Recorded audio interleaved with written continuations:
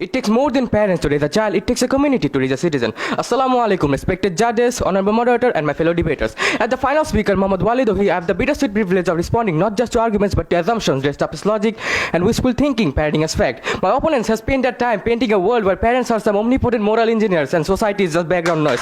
A charming fantasy, truly, but if I wanted fiction, I'd read storybooks, not listen to a debate that's supposed to be grounded reality. My dear moderator, students don't grow up in a parental vacuum. They're enrolled in a university of life where neighbors, relatives, influencers, and even the local chai wala serve as guest lectures.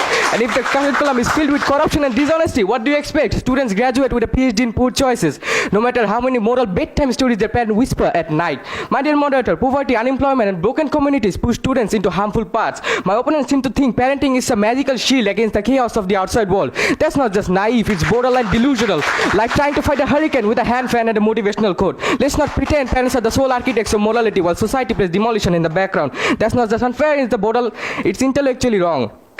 They're like trying to duct up a sinking ship and calling it seaworthy. My dear moderator, you see why this happens. Children learn by watching society's headline ads. If corruption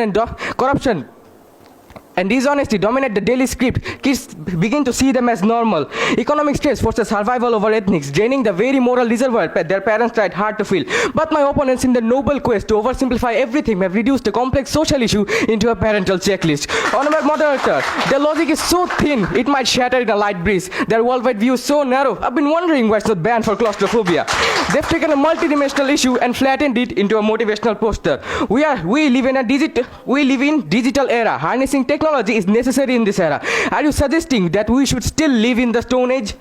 And another thing, if ignorance is controllable, so is global warming. We are the reason the planet is heating up, not the sun. Sun is just there.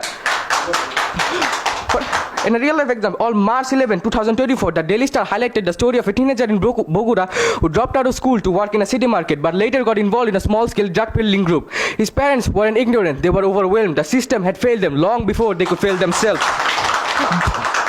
If my opponents still insist this was a parenting failure, my dear moderator, I suggest they take off their moral monocles and look at the full picture here. Blaming the parents here is like blaming the lifeboat for the sinking of Titanic. It's not just wrong, it's embarrassingly simplistic, like trying to explain climate change with a weather app. This, my dear moderator, this example shows that society and environment are powerful forces shaping a student's moral compass. Parents matter, of course they do, but they are only one chapter in a much larger book. And if we keep blaming them alone, we aren't just misreading the story, we're skipping the entire plot and doodling nonsense in the margin. My dear moderator, if parents truly hold all the moral keys, then why do children from caring, responsible households still fall prey to corruption in broken communities? Or is their argument just a convenient shortcut, like blaming the gardener when the entire forest catches fire? Because if the solution to moral decay is just parents better, then honorable moderator, I fear their understanding of social dynamics is as deep as the puddle in Dhaka during dry season. The argument isn't just flawed, it's the philosophical equivalent of trying to build a skyscraper on the foundation of wet tissue paper.